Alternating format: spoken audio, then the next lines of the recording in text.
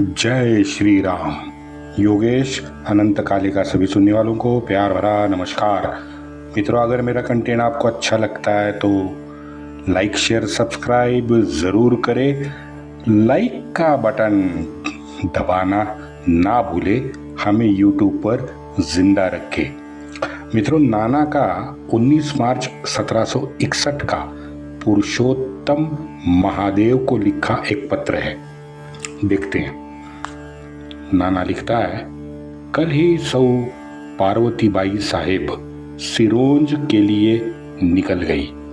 सिरोंज में श्रीमंत है। श्रीमंत यानी नाना साहब आए थे सिरोंज। हम और नाना पुरंदरे एक साथ ही सिरोंज निकल रहे हैं। सूबेदार यानी पिलाजी पुत्र सटवोजी जादव, बाबूजी नाइक, सदाशिव रामचंद्र। मित्रों, ये रामचंद्र अमात्य का पुत्र था। श्रीमंत के यहाँ पहुंचने के बाद हम देखेंगे आगे क्या करना है। श्रीमंत आज मल्हारबाग के पास ग्वालियर से नजदीक पचोरा में थे। ये पचोरा मित्रों, ये सिरोंज ग्वालियर के रास्ते के बड़ा बीच में पड़ता है। तो ये पचकोरा में मल्हारबाग के पास नाना पेशवा थे। उनके साथ बापूजी नाइक, त्र्यंबक पुरंदरे, ये नाना पुरंदरे के पुत्र है। त्र्यंबक पुरंदरे, शिवदेव, गोपाल राव बर्वे और विठल शिवदेव भी साथ है। इन सब की एकत्रित फौज 20 से 30 हजार तक हो जाती है। गोहत का बंदोबस्त उन्होंने करना था। 1 लाख के ईरानी पठानी मुलुक आए। गिलचों ने दिल्ली में बादशाहत पर कब्जा कर लिया। अब्दाली दिल्ली से 11 सबानी, इसकी तारीख दी है, ये फारसी तारीख है, 11 सबानी यानी 8 मार्च। अब्दाली दिल्ली से 8 मार्च को निकल गया है। शुजा भी यमुना पार करके अवध चला गया है। दिल्ली में लबाड़ी करने या झोल झाल करने के लिए नजीब और माधो सिंह मौजूद है, लेकिन वो अभी चमेली भी पार नहीं कर सकते, क्योंकि अब उनकी औकात नहीं रही है। नजीब संधि की अपेक्षा कर रहा है। उसने अपना वकील मल्हारबाग के पास भेजा है। देखते हैं, जो कुछ मुद्दे तय होंगे वो बाद में देखे जाएंगे। तूर्त कुंभेरी से जाठों की और बापू महादेव वकील के भी पत्र यहाँ आए हैं। लगता है नष्टचर्य का निर्वाण हुआ है। वैसे उसने पीछे कुछ नहीं छोड़ा, यानी सब तबाही तो मचा ही दी है, अब कुछ नहीं बचा है। लेकिन अरुणोदय हुआ है, नए दिन ने शुरुआत हुई है। 27 मार्च का और एक पत्र है। सुभानजी जाधव, सौ पार्वती बाई साहेब, नाना पुरंदरे, दमाजी गायकवाड़, नारो शंकर और मल्हारबाग की संयुक्त फौज 40,000 के पार गई है। गिलचे और नजीब समय मांगते वकील को भेज रहे हैं। मित्रों, क्या मतलब बना इसका? ये गिलचे भांड और ये नजीब, उनका नेतृत्व करने वाला सेनापति, बस 2 ही महीने तो हुए हैं। 2 महीने पूर्व इन्होंने जिस सेना को धोबी पछाड़ दिया था, आज वो अफगानिस्तान वाला अब्दाली जाने के तुरंत बाद हारी हुई सेना के ये लोग क्यों पांव पकड़ रहे हैं, समझ में नहीं आया। ये कौन सा अलतकैया था? ये कितने लाचार है मन से ना। क्योंकि ये दरअसल झुंड के बिना इन इस्लामियों की खड़े रहने के भी औकात नहीं है। हमने देखा ना, सिंदूर में भी देखा, अभी ईरान में भी देख रहे हैं। ये जंगली कुत्ते जैसे हैं। वो जंगली कुत्ते जैसे झुंड में आते हैं ना, ये ऐसे ही झुंड बना के आते हैं, पत्थरबाजी करते हैं, आगजनी करते हैं, अत्याचार भी करते हैं। लेकिन एक बार बाबा जी का हमारे बुलडोजर दिखा, बस तवाइफ बन के पाँव में घुंघरू डालते हैं और सुप्रीम कोठा चले जाते हैं। टीवी और मीडिया के सामने रंडी रोना शुरू, अल तकैया। वो तो ये इतने हरामी है कि ये तो आपके पाँव भी चाटेंगे, क्योंकि मजहब से आगे कोई आत्मसम्मान इनमें नहीं होता। ये है वो हरामी कौम, धर्मांध कौम। अब नजीब ने पाँव में गिड़गिड़ाने के लिए वकील भेज दिया। बताइए, हाँ, मराठे तो 1 लाख वीर बलिदानियों के रक्त तिलक लगा के मार्च में फिर उठ खड़े हो गए, मात्र 2 महीने में फिर खड़े हो गए। हाँ, सारा क्रोध उन्होंने गोहात पे निकाला है। अब क्या, अरुणोदय जैसे नाना कहता है, अरुणोदय तो हो गया है, अब आगे की तैयारी। हाँ, जयाप्पा ने क्या कहा था, बचेंगे तो और लड़ेंगे, यही कहा था ना। जयाप्पा ने कहा, दत्ता जी ने भी वही जवाब दिया, भाई जीवन मरण तो चलता रहेगा, मातृभूमि के इस महायज्ञ में आहुति देना कोई बड़ी बात नहीं है। यज्ञ संपन्न करके सिद्धि प्राप्त करना लक्ष्य है। जानोजी भोसले, गोपाल राव गोविंद कर्वे अपने 15,000 फौज के साथ खेचीवाड़ा में थे। नाना कहता है, रोजगार साफ डूब गया है, सारे अधिकारी पाचाहत ने बदल दिए हैं। श्रीमंत ने सौ पार्वतीबाई, नाना पुरंदरे और नारो शंकर को सिपरी रवाना कर दिया है। झांसीकर बापूराव जी कोन्हेर का वर्तमान आप तुरंत भेजे।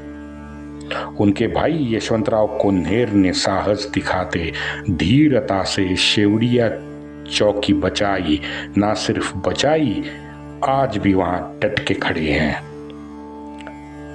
पता नहीं मातोश्री कहाँ चली गई। ऐसी खबर है कि मातोश्री यानी रखमाबाई, ये रखमाबाई बलवंतराव मेंदड़े की भगिनी थी। ऐसी खबर है कि मातोश्री घोड़े से नीचे गिरकर कैलाशवासी हो गई। भाऊ और जनकोजी, इनके बारे में कुछ दिन उनके जीवित रहने का कयास ये लोग लगा रहे थे।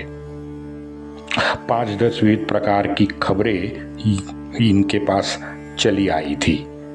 भाई मावड़े और कारकुन दोनों भाऊ और जनकोजी के शोध कार्य में लग गए थे।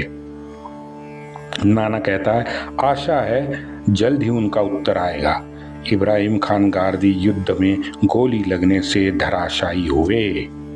आगे नाना कहता है, युद्ध है, यशापयश तो ईश्वराधीन है, हम चिंता क्यों करें। लगता है जैसे नाना फडणवीस है, वैसे नाना पेशवे ने भी पराजय को पीछे छोड़ के आगे की रणनीति तय करनी शुरू कर दी थी। पराजय से नाना पेशवे ने बिल्कुल बिस्तर नहीं पकड़ा था। मैंने पढ़ा, 2-3 जगह पढ़ा कि भाई नहीं, पानीपत के हार से नाना पेशवे ने बिस्तर पकड़ लिया और उसी में उनकी मृत्यु हो गई। ना, झूठ है।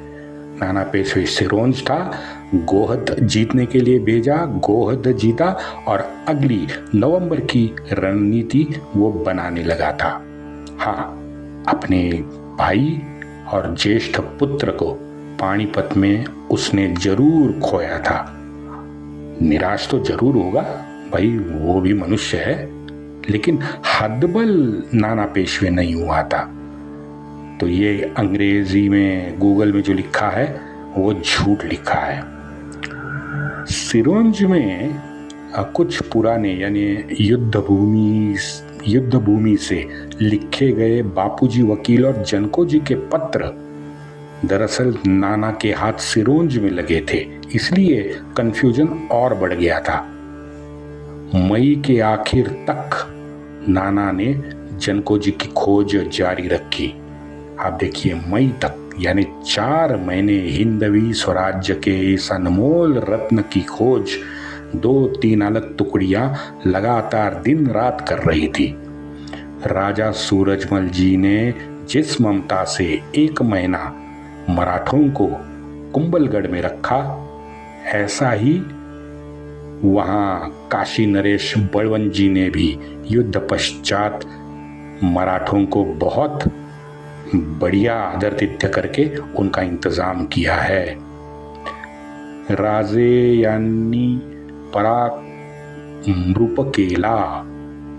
राजे यांनी परामृपकेला म्हणून श्रीत बहुतांची अब्रू राखली।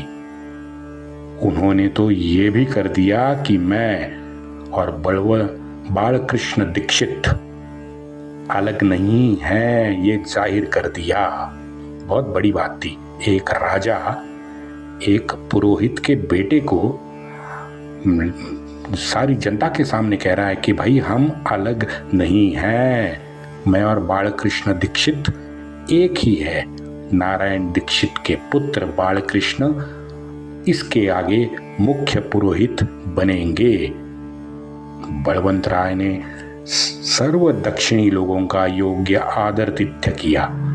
अगले 2 महीने मैं यानी बालकृष्ण लिख रहा है, अगले 2 महीने मैं मुख्य पुरोहित का काम करता रहा। पिता की पूर्ण पुण्याही। मित्रों, ये बालकृष्ण दीक्षित ने गोविंद दीक्षित को लिखा ये पत्र है। यानी हारने के बाद भी ये सारी हमारी मराठी मंडली काशी में थी। मेरा मानना है ये बुंदेलखंड के गोविंद पंत और गोपाल राव बर्वे जो थे, इनके टुकड़ी के ये मावड़े होंगे, इसलिए ये काशी निकल गए दिल्ली आने के बजाय। ये मेरा मानना है, इसके कोई आधार मैं आपको नहीं दे सकता। लेकिन हाँ, जिस तरह से बालकृष्ण दीक्षित लिखता है अपने भाई को, उससे लगता है कि पुणे से भी ये मराठी सेना के साथ कुछ ब्राह्मण गए होंगे, तो ब्राह्मण भोजन भी काशी में लगातार 11 दिन करवाया। महायज्ञ बलवंत राय ने करवाया है, ऐसे लगता है। बालकृष्ण कहता है, भगवत कृपा है आज भी पुणे में श्रीमंत राज है। ये वाक्य नारो शंकर का लिखा हुआ है एक पत्र में, और ये पत्र है 23 फरवरी 1761। नारो शंकर लिखता है, आज भी पुणे में श्रीमंत का राज है। क्या मतलब है भाई? पानीपत की एक लड़ाई मात्र हारी थी, और मोमिन इतने बड़े तोपची कब से बन गए कि भाई पानीपत से दौड़ लगा के पश्चिम महाराष्ट्र में सातारा की गद्दी या कम से कम पुणे के पेशवा के दफ्तर को आके वो पूरी तरह से हिला दे। औकात है क्या? भले भले आए, नाक रगड़ के चले गए। ये पूरा इतिहास है महाराष्ट्र का। वो अफगानिस्तान वाला वैसे भी जल्दबाजी में यहां से भाग गया था, पता है ना। आगे उसका भी जो अफगानिस्तान में जाके उसकी भी दशा हुई है, मैं नहीं बताऊंगा क्योंकि हमारा विषय नहीं है ना। मुझे कुछ भैया लेना देना भी है उससे। वो अफगानिस्तान निकल गया, बाकी उसका नसीब ने जो लिखा था वो वहां हो गया। हाँ, नादिर की तरह पानीपत के बाद कुछ साल अफगानिस्तान में सुबत्ता जरूर आई। उनका टैक्स अब्दाली ने भी नादिर के जैसा माफ कर दिया था, ये मैं बताऊंगा। वैसे आज भी ये अरबों डॉलर हमारे हम पितामह भारतवर्ष ये अफगानियों को दे ही रहे हैं ना, अरबों डॉलर दे रहे हैं। उनकी संसद बांध के दे रहे हैं, उनका डैम तैयार करके दे रहे हैं, यूनिवर्सिटी दे रहे हैं, अस्पताल दे रहे हैं। एक तो लगता है कि इंदिरा गांधी के नाम से अस्पताल है ये वहां पे, तो मदद तो आज भी अफगानिस्तान की हम ही कर रहे हैं। हा? नादिर और अब्दाली ने लूट के पैसा ले गया था, अभी हम एक स्ट्रेटजी के तौर पे अफगानिस्तान को अपने हाथ में रख रहे हैं, आगे बढ़ते हैं। मित्रों, अलग अलग लोगों के पत्र मैं इतने दिन से विस्तार से पढ़ रहा हूं, इसका एक उद्देश्य था। जो भी हुआ उसका परामर्श सत्य के आधार पे करना था, तो वो हमने करने की कोशिश की। तात्कालीन स्थिति क्या थी, उस स्थिति का लोगों ने अपनी बुद्धि अनुसार जो आकलन किया है वो हमने देखने की कोशिश की। संग्राम में, एक्चुअल युद्ध भूमि में जो घटनाएं घटित हुई हैं, तो उन घटित घटना और उन लोगों की मनोअवस्था उस समय क्या थी, इसका भी अंदाजा हमें लग गया। अब कल से आगे हम बखर की ओर चलते हैं। पत्र तो पढ़ लिए। वैसे काशी राय और रघुवीर यादव ये दो बखरकार ऐसे हैं जिन्होंने प्रत्यक्ष युद्ध भूमि में समय गुजारा है। बाकी भाऊ साहब की कैफियत भी है जो साने जी ने लिखी है 1885 के आसपास। शेजवलकर जी ने बहुत बढ़िया अंग्रेजी में पानीपत 1761 के नाम से एक पुस्तक लिखा है, वो तो है, लेकिन ये भाऊ साहब की कैफियत का, ये संग्राम का इन्होंने इसमें विस्तृत वर्णन साने जी ने किया है। वैसे भाऊ साहब की कैफियत मुझे कॉपी नहीं मिल पाई, शायद लंदन या दिल्ली के संग्रहालय में वो सुरक्षित है। हाँ, ऑनलाइन तो मिल गई। कुछ कागजात भी भारतीय इतिहास संशोधन मंडल में हैं, लेकिन भैया मेरी ऊपर तक पहुंच नहीं है, सच बताऊं। हाँ? और हाथ पैर पसारना वो मेरी आदत नहीं है। आज मैं उनके सामने हाथ पैर पसारूंगा तो आगे चल के फिर भाजपा वालों का काम मुझे करना पड़ेगा।